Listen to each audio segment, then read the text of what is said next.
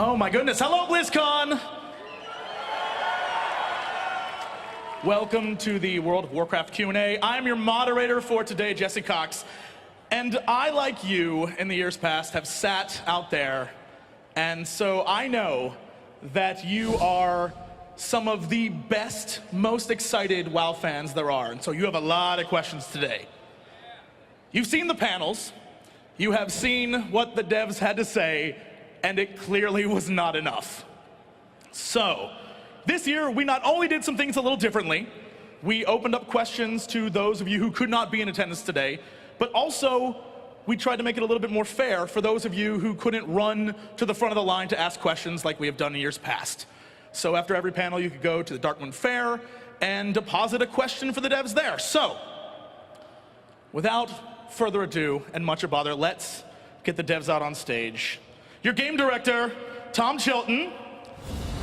Lead game designer, Ian Hazakostas. Lead game designer, Jay Wilson. Lead game designer, Luis Barriga. Art director, Chris Robinson. Creative director, Alex Frasiabi. And lead game designer, Matt Goss.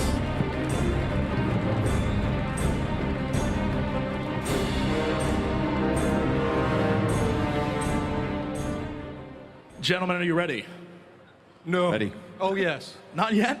Well, get prepared, because your first question comes from one of my favorite people in the world. You know him and love him. Oh, yeah.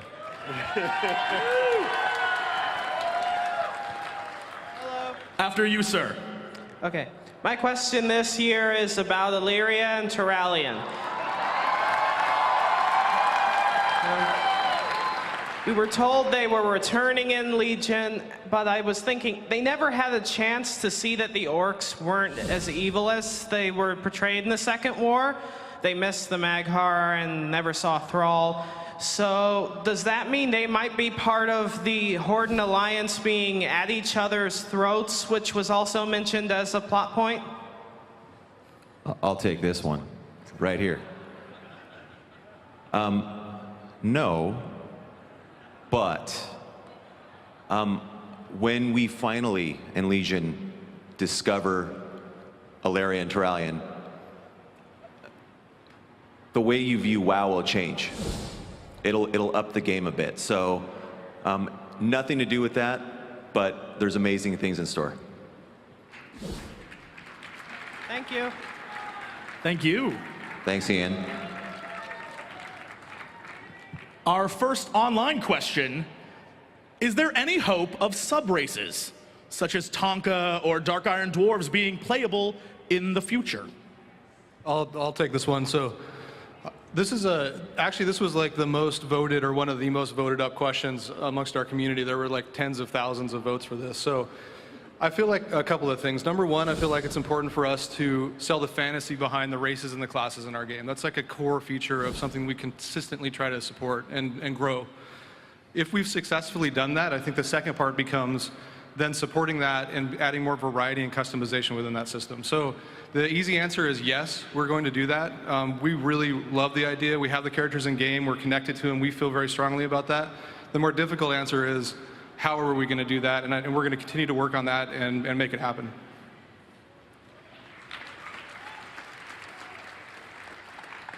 All right, it's your turn. So WarCraft has always been about community. So can we have affiliated guilds with cross-guild chat and scheduled combined raid scheduling? So yeah, something along those lines is definitely something that we would like to work towards. I think we recognize, looking back at Warlords and how the group finder has played out and how increasing cross-realm connectivity has shaped the social landscape, there are more and more groups that transcend server boundaries, and the traditional definition of what a guild means doesn't quite encapsulate them so neatly. I don't think it's something we're going to be able to do for Legion at launch, but it's definitely something that we want to work towards delivering to give you a way to stay in touch with and organize a group of friends with shared interests, whether it's a cross-server raiding guild, a cross-server battleground group, or anything else along those lines, as you see fit. Excellent. Thank you very much. This next question is also one of the most highest voted. will the achievement to unlock flying in Legion be fully completable at launch?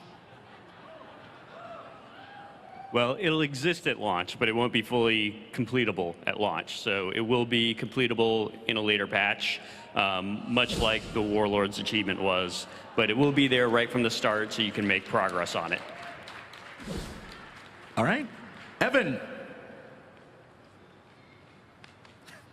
Hello, I'm Evan, representing Bone Chewer. Anyone out there? Bone Chewer? Anyway, so my question is, what do you plan to do with Bolvar 4-Dragon in the future? Is he going to be in this expansion, or is he going to get his own gig? What's up? Well, that's a great question. I will say this. This expansion in Legion, there's going to be a little cameo. We'll see Bolvar somewhere, probably the Frozen Throne, I guess. And absolutely, in the future, beyond this expansion, we've been talking about it, so we'll see. Thanks so much. Thanks, sir. All right, our next online question. Will there be more cosmetic class quests, such as Green Fire? Yes, no, maybe? So we definitely have a wide array of class quests in this expansion, as you probably all know about with the artifact acquisition. There are different class quests for every single one of those weapon acquisitions. So we're definitely interested in class content, and that's something that we're focusing on for this expansion. But as to whether it will be stuff like, specifically like the Green Fire, we'll have to see. It might be Green Fire on your artifact weapon, for example. Yeah. All right, Andrew. Hello, I'm Zensu Nim. I'm the add-on author for GTFO. Thank you. If you LFR, please use it. My question is actually about the shared tap system that you introduced in Timeless Isle. Awesome for PvPE, and I was wondering if that was going to be implemented for some of the older world content, the older world raids, rares and bosses. So we're actually looking in some ways to take that a step further, even beyond that. Once you actually get into Legion, we're actually looking at revolutionizing the way tapping works in World of Warcraft, period, in the outdoor world. Imagine if, rather than when one person hits a mob, it's locked out to everyone else. If individual mobs allowed up to, let's say, 4 or 5 people at most onto their tap list, and so you could all share loot, experience, and quest credit without necessarily needing to join a party. So when you go into a quest area and you see someone else there, you don't kind of grumble and immediately go in the opposite direction to avoid them. Well, unless, of course, they're the opposite faction, in which case you should do that, or kill them, depending on your server type. But rather, and you also don't feel like, okay, let me send this person a tell, say, hey, do you want to group, even though you know that you're probably going to stop grouping in 3 minutes as soon as you're done with your quest and you go your separate ways. You can just cooperate organically without allowing for some of the more kind of rampant abuse of like an entire raid group zerging through and tagging things. So that's where we're looking to take tapping in general. Now, obviously, for major targets like named quest bosses, world bosses, and the like, we're still going to have open tapping that allows an unlimited number of targets. But yeah, we have exciting plans there. Can't wait to hear how it plays out in Legion. All right, thank you. So another really important question to the internet. Will you try to release one expansion per year, or are you going back to one every 2 years? Well, we still have a goal of launching expansions more quickly. So that's something that we're trying to move toward. I don't know if, when we'll get to one per year. Maybe next time, maybe never. We'll see. The overriding commitment is to quality for us, and that's ultimately going to trump release dates. But that being said, we have built the team. We're trying to get more done so that we can have more content and so we can entertain you guys more effectively and better than we ever have before. To you, sir. Yes, hello. My name is Dayton. I play Zal Protection Water on Moonguard. My question for you today is Sargeras' tomb where the fallen god's remains are, or is it just a monument? That's a great question. And right now, it's a monument. All right, thank you. That may change. Another question from online. Are there any plans to improve guilds, such as guild housing or guild quests? That is a perennial favorite every year. We call raid bosses guild quests. But obviously, guilds are very near and dear to our hearts, and they're very important to the general social structure of World of Warcraft. And ultimately, they really are a social structure more than anything else. Something that we would like to be able to do is give people the ability to essentially be in multiple guilds at some point, so that you can have your guild of friends, your guild of raiders, your guild of PvPers, stuff like that. That way you can essentially mix social circles. Now, it's possible that all the functionality won't be one-to-one if you're in some kind of like secondary guild or something like that. We still have yet to really design it out entirely, but that's kind of the general compass heading for us. Hi, I'm Starletta, and I'm asking, will there be a new PvP battleground in the Legion? No Brian up here, so I guess I have to take this one. No. So we are really putting our focus on the new honor system. Obviously, battlegrounds are very, something that's very important to us, but we're really focusing on the new progression system, the new honor system that goes along with essentially all the battlegrounds. Although, I guess maybe if you wanted to take a different spin on it, if you imagine all the current battlegrounds with a bunch of demon hunters in them, they're like totally new battlegrounds, all of them. Will zones, such as the Draenei or Blood Elf starting zones, change with the invasion of the Burning Legion? No, we don't have any plans to update those for Burning Legion. We do have Legion invasions that are taking place all over the world, and it's possible that some of those could strike some of the starting areas. But let's be serious. If you were the Burning Legion and you wanted to cause the maximum damage to concentrations of players in Azeroth, would you really start with the Exodar? Probably not. I don't know, take out the next generation of players. All right, your question. Hey, I'm Scar from Rebuff for Confidence on Mal'Ganis US, recruiting hunters for Legion. My question is, what is protecting Dalaran from being invaded or destroyed on the Broken Isles? That's a great question. And the Dalaran we see on the Broken Isles is upgraded dramatically. You have to imagine a city of mages has some innate protections, but as you guys get through the expansion and actually kind of find out the actual secrets within Dalaran, you'll see exactly what's protecting it, and it's big. Thank you.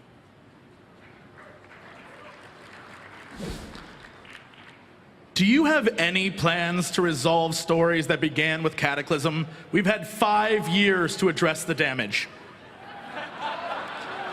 You said that so angrily. It's an important question to me as well. Does it make you angry too? I'm mad about it as well. Yeah, I'll say yeah, sure. I can't give you an exact time or date, but we want to. We'll get around to it. Your question. Hi, Corey Campbell, also Volstites, Death Knight with the Convert to Raid team Threat Level Midnight, member of the Acarus IRC Death Knight community. Threat Level Midnight, totally recruiting DPS. So, won't people running Legion challenge modes only take players with optimal keystone affixes?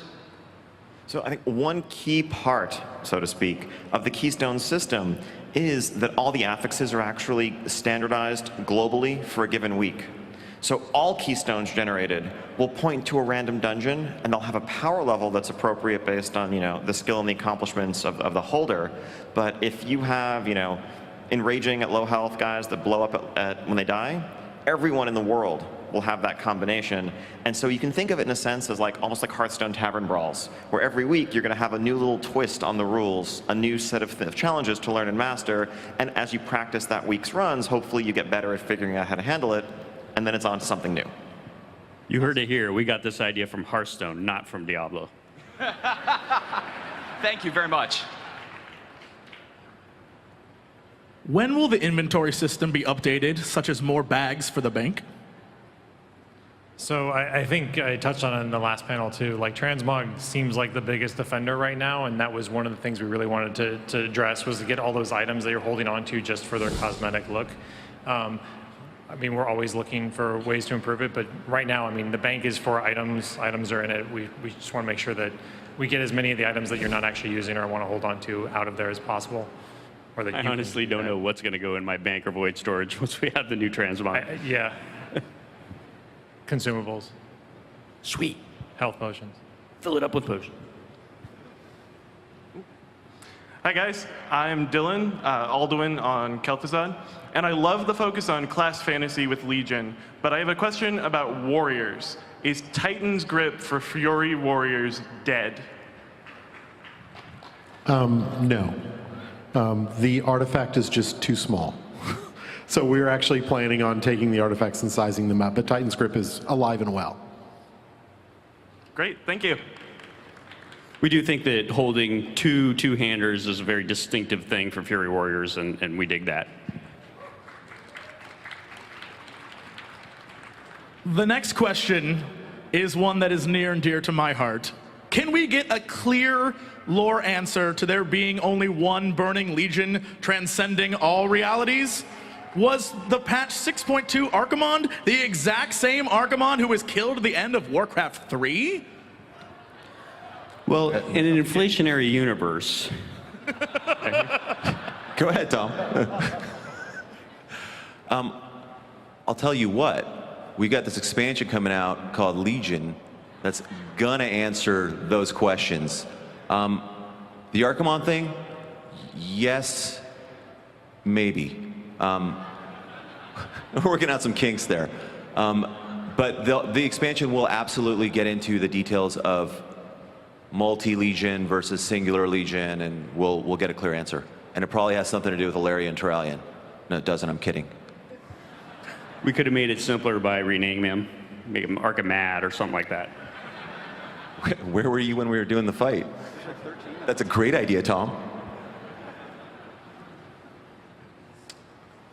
Hey, my name is Sean, but I know this has been actually answered already, so what the hell? Can we have more character slots per server? I know there was supposed to be, I think, one extra for the expansion, but I was curious if there's more. We're going to give you one more slot in Legion so that you don't have to delete any characters to roll a Demon Hunter. So make sure to use it on your Demon Hunter. Save it for that. Okay, thanks. Or don't. Will Legion have new scenarios? So I think scenarios in the form that they existed in Mists as something that you queue for through the UI as, you know, a standalone system, no. But we've taken what we learned from making scenarios in Mists and integrated that type of gameplay into a wide variety of content. So I mean, in a lot of ways, the Broken Shore that Alex talked about yesterday, that begins the expansion, is a 40-player scenario. There are single-player scenarios, and there are smaller group scenarios that will actually be integrated into the world quest system at max level, but they're more seamlessly part of the world rather than something that you just push a UI button to access while you're sitting around town.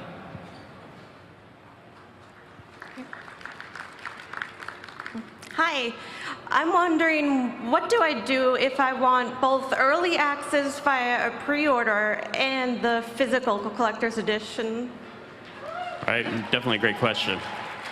So we've actually supported this in the last few expansions, and what you can do is you can pre-order using the digital, and you can use that, and then once you actually get your physical collector's edition, you can contact customer service, and essentially they'll be able to switch it out for you at that point and get you kind of the difference. Okay, thank you. So, how will you prevent multi-role classes from having significant disadvantages in upgrading their artifact weapons like they have to do now with the legendary ring and going to buy a new one? So yeah, so definitely people who want to play multiple specs actively will be able to claim and use and upgrade multiple artifacts to accompany those specs. We don't want the stumbling block to playing multiple specs to be that you have to go out into the world and feel like you need to do a lot more grinding or what have you to keep all those artifacts up to date. I mean, instead, there should be more of a sense of reward and the fact that you get to access more of the unique story content from one spec versus the other. So I think we have a lot of catch-up mechanisms in place planned to let second and third weapons very rapidly get up to the power level of your main weapon. A lot of those mechanisms will also be of assistance to people who take a break or join the expansion later on, so they don't feel like they're always behind the curve. I think the one area where there will be some differentiation is in the relics that Craig talked about on this stage just an hour or so ago. Those are the standard item drops that you're getting from a boss, and when you get a really powerful holy relic, you are going to have to decide if you want to socket it into, let's say, your silver hand as a holy paladin or your ashbringer as a ret paladin. But that's not really very different from the world in which we live today, where you're deciding on what trinkets you want to roll, what items you want to get for one spec or the other, and you need two separate sets of weapons to play many specs in parallel. All right. Hi, my name is Annie, and my question is, can we please have 3 specs? No. Just kidding. Sure. We'll do that. Matter of fact, if you're Druid, we're going to let you have 4. Sure, why not? So yeah, in Legion, we're going to let you tri-spec, and in the case of Druid, quad spec, and in the case of Demon Hunter, dual spec. Sorry, Demon Hunters. So yeah, absolutely.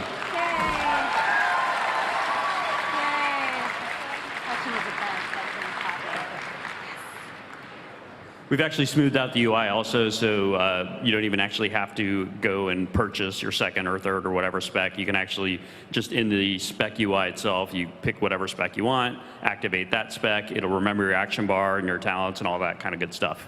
There's also a default spec, so you no longer have that weird broken, oh, I forgot to spec and I have nothing, so. Yeah, no such thing as no spec anymore. Respect. Yay, thank you.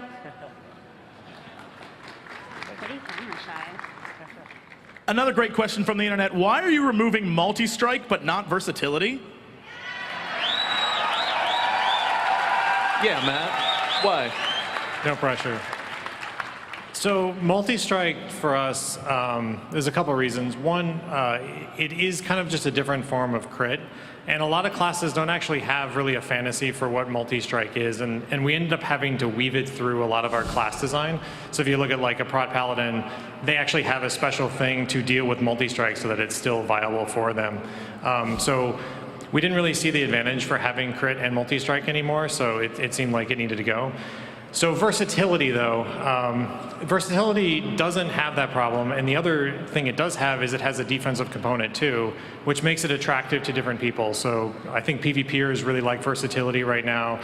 Tanks generally like versatility as well, and we like that niche for it. So, yeah.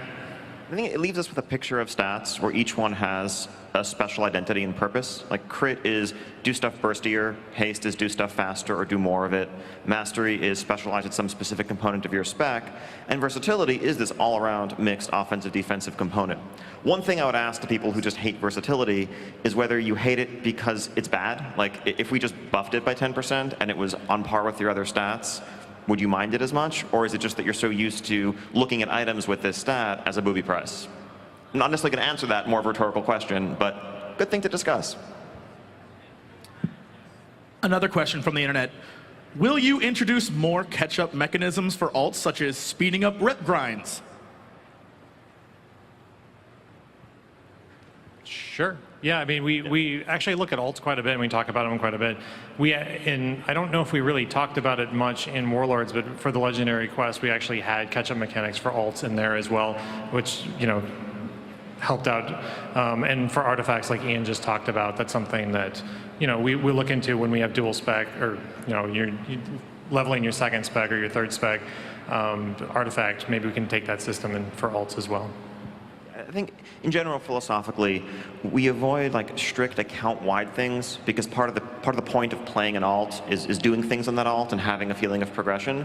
But it does make a lot of sense for things to be faster a bit faster the second time you do it on a second character or the third time you do it on a third character. And we realize that more and more people want to maintain and actively play alts. So it's definitely something we're aware of when we design any system in terms of striking a balance between something that's going to be interesting and engaging the first time around, but not feel really daunting if you're looking at it a second or third time.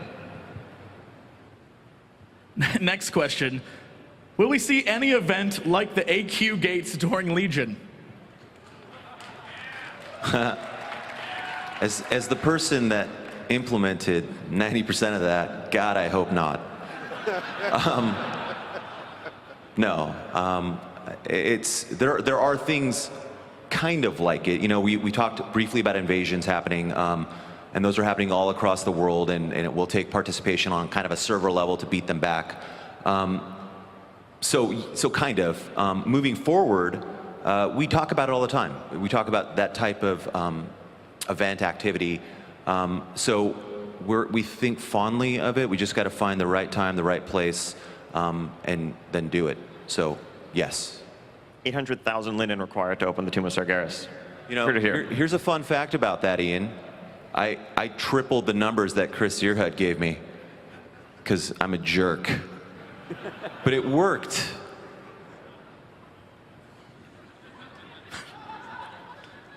Will Karazhan be relevant in the Burning Legion? Yes. Yes. Yeah, Karazhan is a place of tremendous importance. You know, as we look to unearth the secrets that we're going to need to prevail against the Burning Legion, a lot of those secrets and a lot of that heritage is kept in the Tower of the Guardian, and that means Karazhan. By show of applause, would you guys like to see Karazhan as a 5-player dungeon in, say, patch 7.1 or something like that? What? What? That's crazy talk, Tom. You're nuts. Good feat. That could never happen. All right, it's that time of the Q&A for this question. Will we receive any hint about what's below Tirisfal Glades? Yes. In fact, one of the artifact acquisition lines will shed some light on what's going on down there. Spoilers, man. I didn't say which, and I didn't say what was going on down there. It doesn't even come close to spoilers. It's true. It's true. Seriously. I guess you didn't. The obvious answer is dead bodies. There's lots of dead bodies below Tirisfal. There's always dead bodies. I think that's actually where the AQ event is. For the AQ event? Yeah. Yeah, that's where it's going to happen. Where is Rathian in Legion? He's definitely there.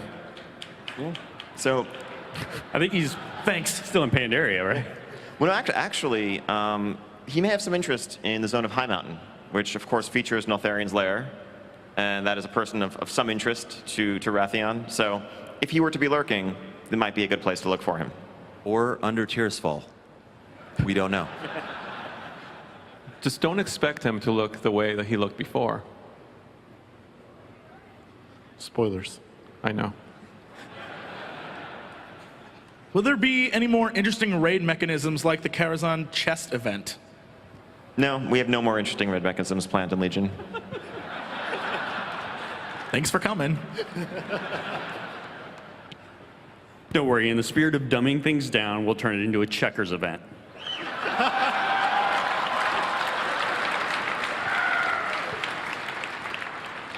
Any chance we'll see an event like the Battle for Undercity ever again?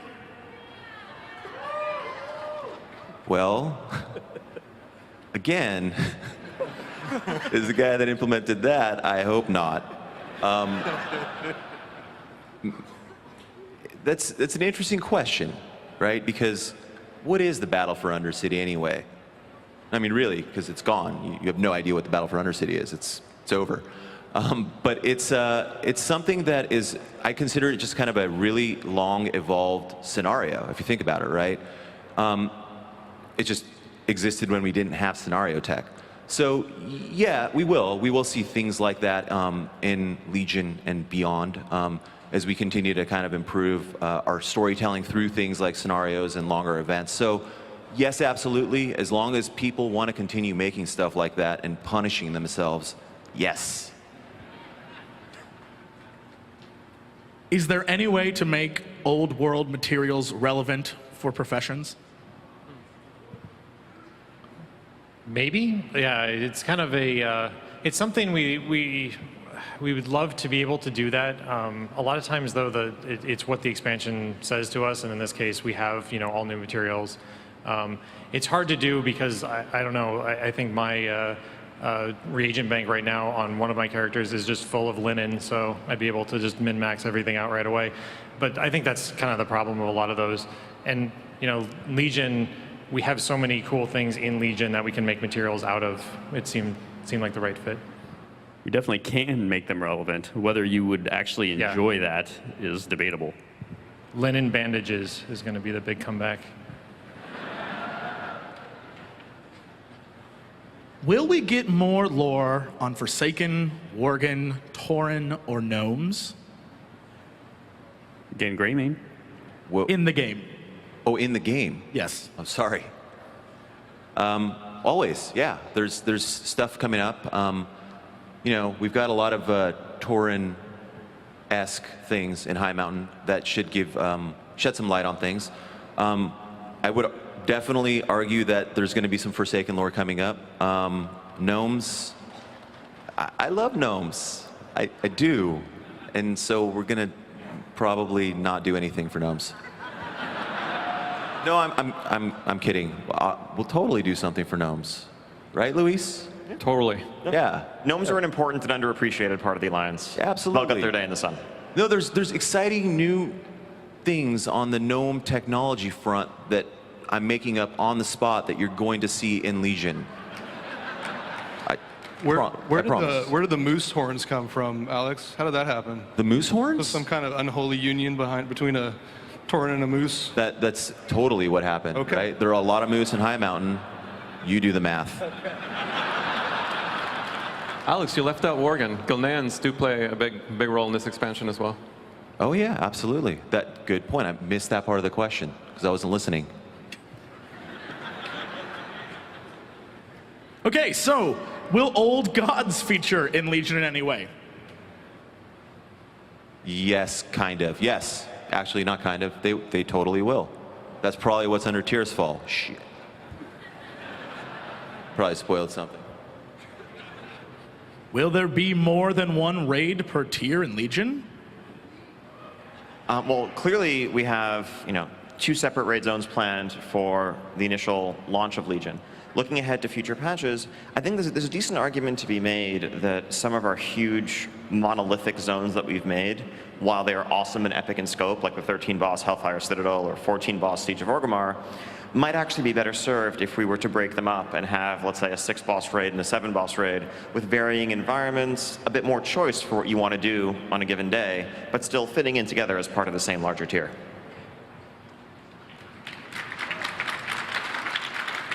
So with that in mind, do you plan to make smaller raid dungeons for players who don't have time for a 7 or 10 boss raid?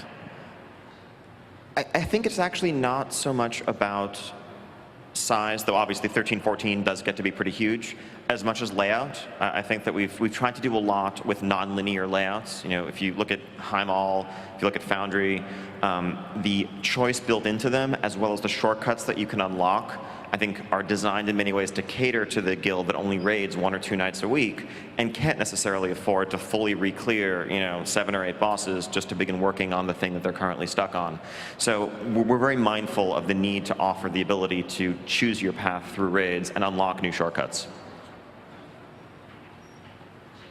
So will you be bringing back reforging? No. Yeah, I mean, I think we talked a lot about it last BlizzCon, like with the gems being secondary stat with food. We think we have quite a bit of customization in your secondary stats, and reforging just doesn't feel necessary anymore. And Ian's going to correct me. Maybe only reforging to versatility. What do you think? Oh yeah, actually that's good. Yeah, as much versatility as you want. So what will happen to our artifacts in the expansion after Legion? Exact details, TBD. I think the artifacts, so one of the things that we need to be mindful of when we create large expansive systems in WoW at this point is what they're going to mean carried forward into the future. And when we constrain something to a single expansion, it gives us a lot more freedom to go crazy with the complexity, the depth, the power of that system. I think the garrison in Warlords is a great example there. Your garrison is very much staying in Draenor, and you're going to leave it behind when you move on. And I think the artifact weapons are something that you're really going to customize and develop and will become a part of you over the course of the expansion. But we're not really committing to, okay, you're never getting another weapon again, ever again, no matter how many expansions we make. Or all of these perks and traits are going to be a core part of your class and spec forever. So I think we see the artifact as something that is inextricably tied to Legion. It may be something that you hang up over your mantelpiece as a memento of the war against the Legion in years past when you're a retired adventurer.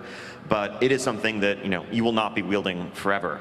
But while you have it, it's going to be essential, and it's going to be a major, major part of the expansion. Do you ever think you're going to put in some sort of bad luck protection mechanic into the game for rare, sought-after items that never drop after 3 years of trying? I think so. We have some things to do with bad luck protection in our current content. Going back in time and adjusting those. I mean, we take a look at them every once in a while just to make sure that we're not being too unfair with them. But part of the coolness of those things is how rare they are and how hard they are to get.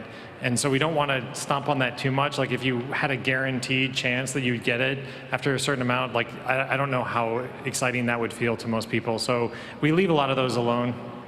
I think it's also a really big difference when you're talking about a power item where, going weeks and weeks without seeing your 4th set piece or that essential trinket feels like it could really handicap you, versus a mount that is, or a pet that is by definition just super rare. When we talk about cosmetic things like mounts and pets, there's a wide variety of ways of obtaining them. Some are things that you have to, do something really skillful for. Others require a lot of time investment, and others just require luck and persistence. And that's just kind of the nature of them. There aren't many, but those that are there are important because of that, like Matt said. Where is the dance studio? I thought I saw it in Warlords. Under Tears Fall. Yeah, it's in the garrison, I'm pretty sure. Yeah, it might be. Still a feature we'd love to do someday, but gonna have to find the animation time for it somehow. Do you plan to introduce any sort of classic realms that allow players to play at previous expansion levels? We do not plan to do that. There tends to be a lot of emotional desire for that, although when other MMOs have tried that, they don't actually tend to survive for very long. There are a lot of complexities with that because you get the old, it kind of has to be a bundle where you get the old hardware, the old code, because the old code's meant to run on the old hardware, the old data, the old bugs, all that kind of stuff. And of course, the natural expectation is that, oh, well, you would fix all that stuff. But kind of maintaining that many different versions of the game is just not really feasible, particularly in a world where people that are playing the game right now really want more content, not less. Will artifacts in Legion lock characters into using them, even though that particular type of weapon type might not be their favorite or what they desire aesthetically? Yes, sort of. So when we set out to make artifacts, we knew that we wanted to define really unique, fleshed out weapons with deep backstories and identities. And in many cases, that meant committing to a particular type of weapon. It meant saying, okay, when we make these dual rune blades for the Frost Death Knight, they are 2 swords. They're not either 2 swords or maybe one big one if you want to play two-handed.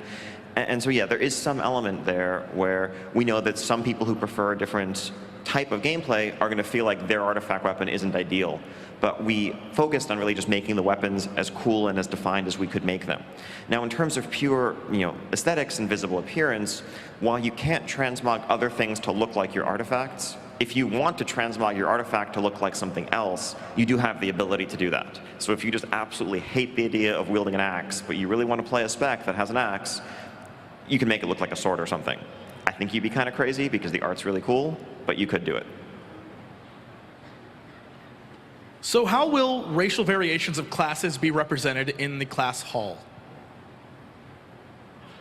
So, sorry, go for it. It kind of varies case by case. So depending on what class we're talking about, different races will be represented there. But definitely the fantasy that we're trying to go for is that the Alliance and the Horde, traditionally, they've gone at it, right? But right now the Legion is invading, and you, as the leader of your class, are bringing all the subclasses or the subgroups within your class together to confront the common enemy. So, are we ever going to get any Alliance character development that doesn't result in a character dying or being lost? No. No. Okay. I mean, really, if you think about it, everything eventually results in dying. It's just a matter of, time frame.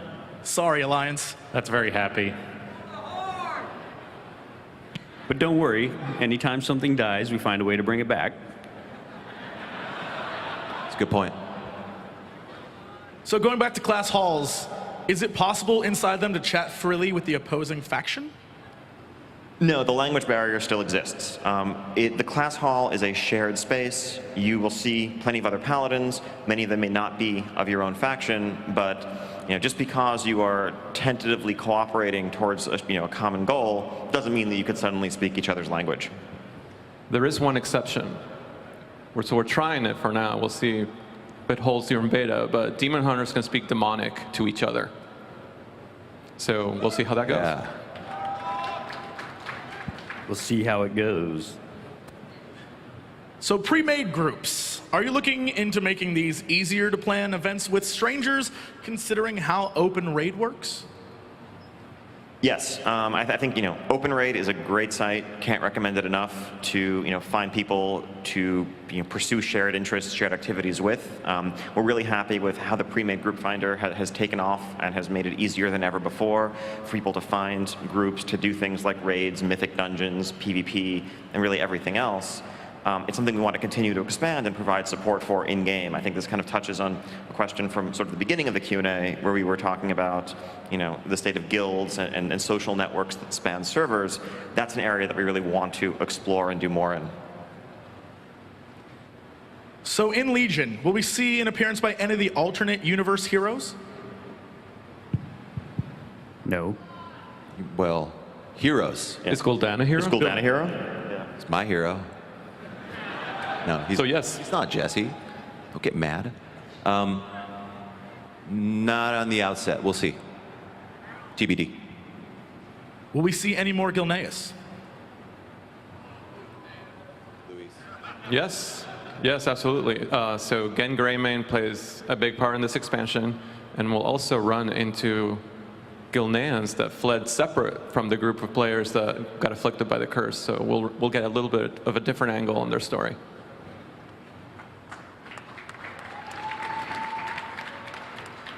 So a new PvP system without PvP gear. What kind of gear are we getting? So,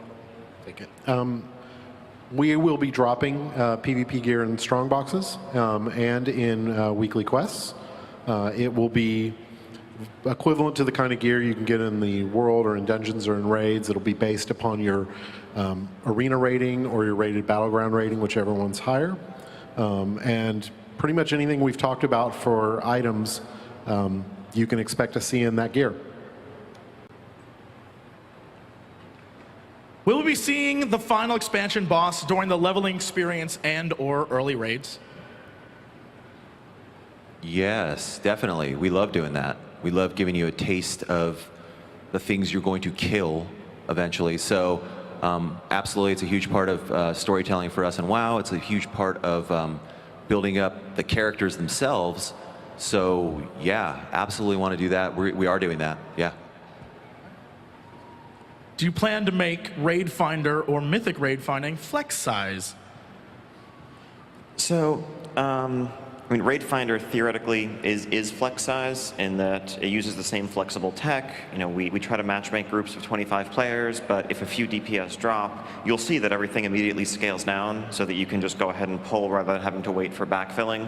But ultimately, if anything, we would probably use flex to make it go up above beyond that size, but we already feel like we're bumping up against the highest threshold of what works socially, and keeping any sense of personal responsibility there. So I think, with Raid Finder, it mostly boils down to the ratio of tanks to healers to DPS. We did reduce the number of healers required to start Raid Finder groups and kind of rebalanced accordingly to help the queues go more smoothly there. Now, Mythic, that's a whole separate question. I've definitely heard, feedback, questions, concerns from Mythic guilds that are struggling to field a 20-player roster consistently and are asking, could we do 15, could we do 10, could we do Flex? The answer, Flex, I think, would be tremendously problematic for all the reasons that we discussed a couple of years ago when we first announced flexible rating and that structure when applied to Mythic rating in particular. That is to say that while we've gotten better at tuning over the course of the expansion with respect to raid size, there's still there are a lot of inconsistencies, and people who've raided Hellfire Citadel can attest to the fact that we had to make a number of hotfixes to improve the tuning on fights like Gorefiend or Archimond or others at smaller raid sizes.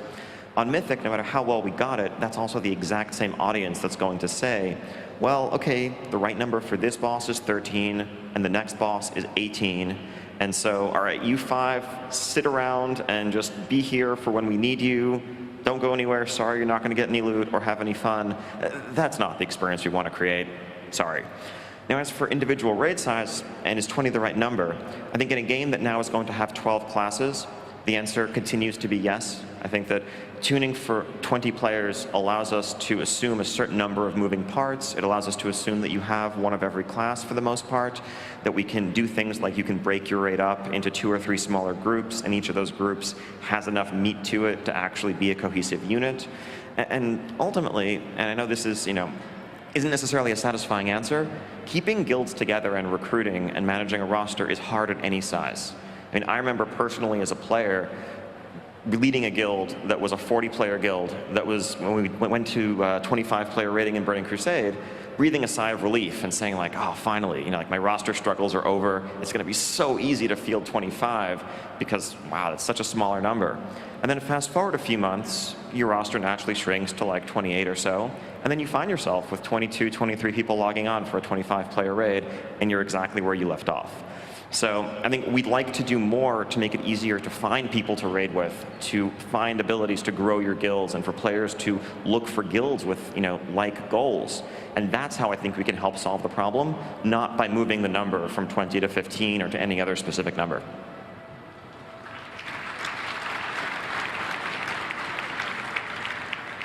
Is there any chance we'll see more classes getting new roles, such as Warlock Tank? No.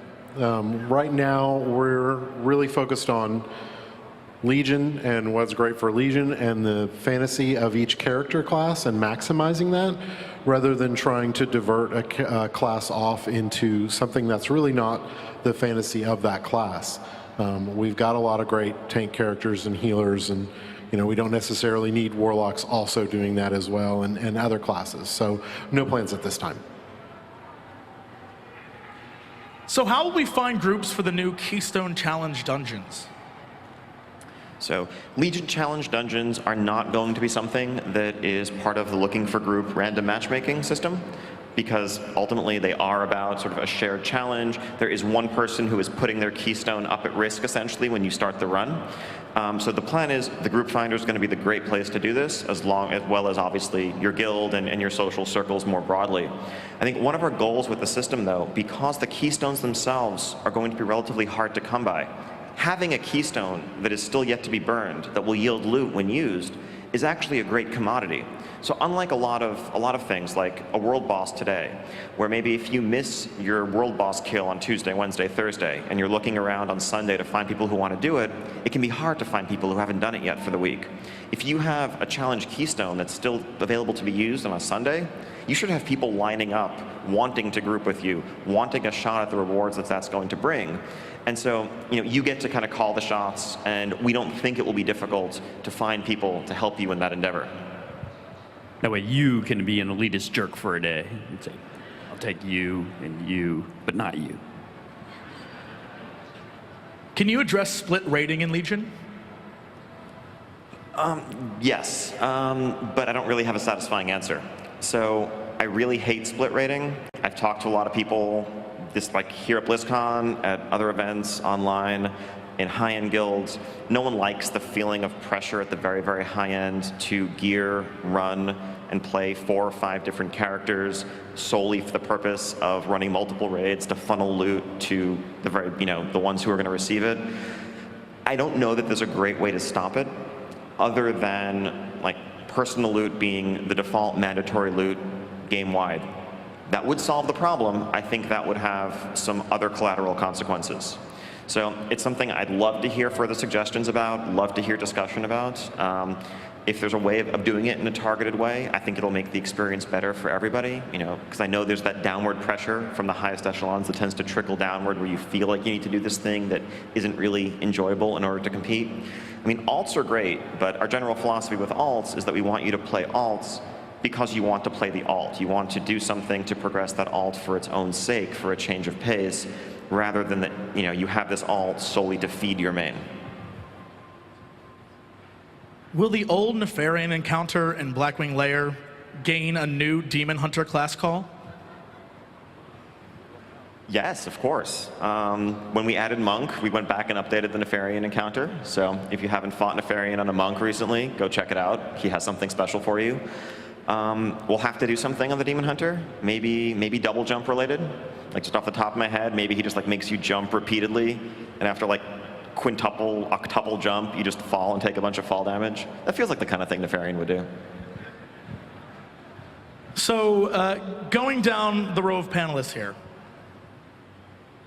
in Legion, what is the one thing that you think people may not notice, but is something you really, really, really like, and you think they should sort of check out when they get into the expansion? We're starting at the other end, right? Sure. I'm going to steal what you would say. So, I think that one of the things that's going to be very interesting, actually, is going to be kind of hunting down a lot of these new legendary items. I think it's going to be a lot of fun for players to identify which ones they really are most interested in and kind of maximize their chances at getting them, run the content that they want to run in order to be able to get it. I think that the ability for those to have transformational effects on your character and cause you potentially to change what your talents may ordinarily be, or maybe even change direction in your artifact tree could be really interesting. I think most of the big features and systems are stuff that's already been covered this weekend. Something small, I've seen a couple of people beginning to pick up on it at the demo station and looking at some of the streams online. We have a lot of awesome UI improvements just coming to the basic interface in Legion. Selection circles, nameplates, cast bars, a lot of things that I think are going to make the game just out of the box much more readable, much more usable, and just a better experience all around. We made some pretty cool improvements in Legion to, especially for melee characters, to some of the effects, some of the animations, the new sword trails in particular, or weapon trails I should say, I think are really, really awesome, and I think people are going to really enjoy them. I think if we do our job right, people won't notice the scaling levels. It'll just feel natural. The mobs will be your levels, and it'll feel awesome that you can go do any level up zone in any order. And I think we'll see a really, really cool implication in terms of gameplay. It means you can group with more people that might be different level than you. It also means that the alt gameplay level up experience is very, very different each time. So really excited about that. That was my second choice. So this doesn't necessarily directly answer that, but there is something that I feel like is conspicuous in its absence, which is class accessories, and something that people have asked about quite a bit. If you remember a while ago, we came out with a blog talking about how we wanted to add more class accessories to really sell the fantasy behind the classes, and I feel like that's something that we don't do as well as we could right now. So how that went down was we were going into that. We actually have built some of those models. We've done some of the a lot of the concepting at this point. And when we started working on Legion, Tom or somebody had come to me and said, hey, we kind of were jamming back and forth on ideas about how that would go down. And he's like, actually, we've got this whole system coming up in Legion that somewhat overrides that. And I was like, phew. And then he went, and it's called Artifacts. I went, oh, okay, awesome, that's good, we can do that.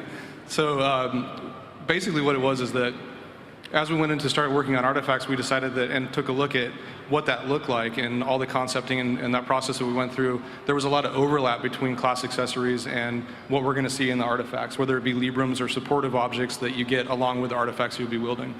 So we're still going to work on that. I definitely want to put more time into it. I definitely want to get back to doing class accessories. And now that we're at a point where we work through artifacts and we learned all the lessons and figured all that stuff out in that process, I think now is a great time to go back and re-ask that question about what is left to fulfill that fantasy for each class and really kind of hone in on that at this point.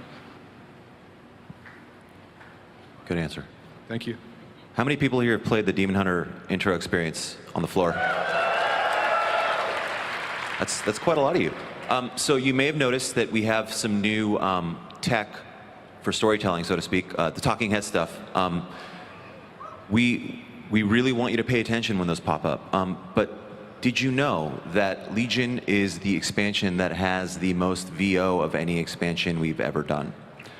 So, and it is super cool. And what that actually means is when you're out in the field and you're battling various bad guys, practically every world group out there in Legion has aggro lines and pissed lines and things like that. So you'll be getting a lot more of that kind of interaction and that kind of immersion when you're out in the field, along with talking heads and along with a couple of other cool storytelling tools.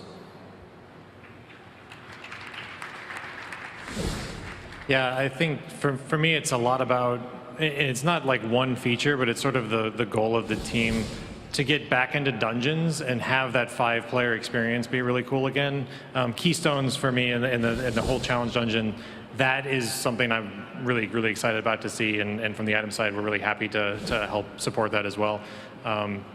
Just, you know, I don't know. I didn't play nearly as much dungeons as I usually did in Warlords, and I'm hoping we do more. And then going down one more time, down the line, if you can mention it, your favorite class, spec, let's do artifact weapon. Can you say that? Sure, we can. Capable of saying that. Well, in terms of pure aesthetic, I'd have to go probably with the axes for the Blood Death Knight.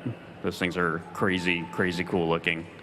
In terms of functionality, well, Ashbringer is one of the first ones that we actually fully fleshed out, and so far it's looking really cool.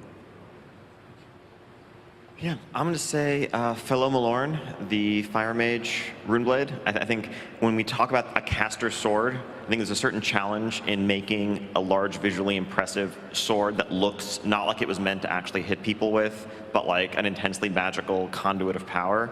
And I think that weapon and its variants just deliver on that incredibly. And man, the acquisition quest, you have to check it out when you get there. It's a special one. I'm highly biased, but I'm going to say Holy Priest because that's what I play. And that's primarily the artifact I paid attention to because that's what I play. I'll say I can't wait to play Demon Hunter live. Havoc Demon Hunter is so fun to play. I can't wait for you guys to check it out. And in spite of that, though, my favorite artifact has to be Ashbringer. There's nothing that comes close. Man, I still want to plead the fifth on this one because there's all these artists that worked on all these amazing weapons, and if I say one, then I'm that guy that said like which one was my favorite. But yeah, I guess I'll go there. I like the Blades of the Fallen Prince is the Death Knight, the Icy Death Knight sword, and I think I'm a sucker for that kind of gothic, you know, the gothic horror stuff a little bit, and the fact that we brought some of that into WoW really resonated with me. I'm with Chris. Blades of the Fallen Prince are mine as well, and for good reason. I mean, you've got an artifact that you're making out of the remnants of Frostmourne, so that's pretty cool. You guys are all wrong. The right answer is Eagle Spear, because Melee Hunter is amazing, and really, I was one of those people who thought it was viable in vanilla, and I'm so happy to see it come back. So. All right, and one final question. I think it's the most important. Is Jaina a Dreadlord? Is that a real question? Yeah, it's on this card right here. Oh. Wow. Yeah, sure, she is. No, she's not. That card is empty. She's not a dreadlord. Hey, can I, by the way, before we go, I want to apologize to the gnome lovers out there, because I know right now on my Twitter feed, they're asking for my heart to do weird gnome things with, and I need my heart. So I'm sorry. I love you, gnome lover people, gnomes. I kind of apologize to you guys too. I think I've offended that entire group of players multiple times. Yeah, me too. All right, well, that's it. Thank you guys, and thank you all for watching.